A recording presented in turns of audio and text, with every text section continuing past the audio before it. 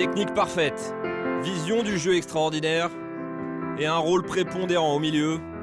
C'est avec ces caractéristiques que Verratti est devenu l'un des chouchous du public parisien et pourtant, tout ne fut pas rose depuis son arrivée il y a 2 saisons.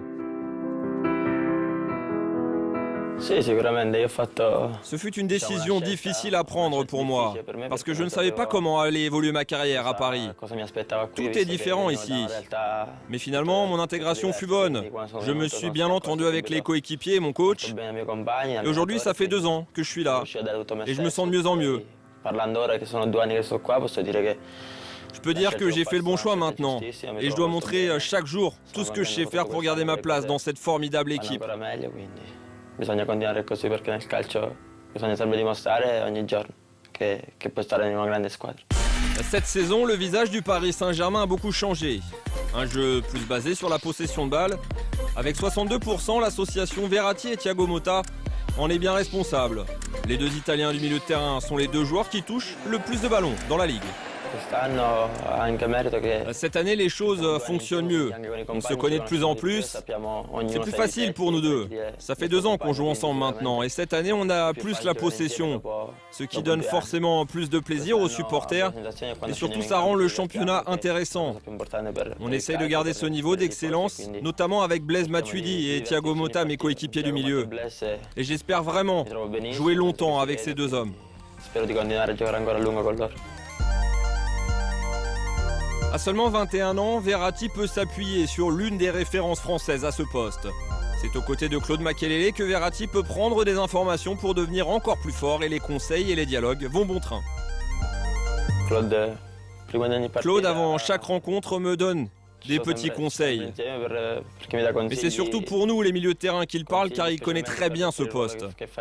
Bien sûr, il me donne des conseils et je l'écoute, car c'est un grand joueur qui a une énorme carrière. Aujourd'hui, c'est un très bon coach. Il sait parfaitement comment préparer ses rencontres. Je l'apprécie beaucoup et je pense que je ne le remercierai jamais assez. È una persona che mi aiuta moltissimo e quindi è una di quelle persone che dovrò ringraziare per molto tempo. Cette saison, le milieu parisien monopolise le ballon avec de longues séquences de conservation. Et pourtant, c'est sur le jeu sans ballon que l'équipe travaille énormément. Pour Marco Verratti, ce travail, c'est la clé du futur pour le Paris Saint-Germain. Quand l'équipe fait des efforts, quand tout le monde court, ça facilite le jeu. On marque des buts plus facilement, et c'est quelque chose qu'il faut que l'on retranscrive en Ligue des Champions. On ne peut bien sûr pas avoir la possession de balle à 100% dans cette compétition européenne. Et c'est pour ça qu'on travaille sur le repli défensif. Certaines équipes évoluent et jouent comme nous. Il faudra donc être impeccable dans les efforts défensifs. Il va falloir être fort des 2 côtés du terrain. Il faudra surtout qu'on défende encore mieux.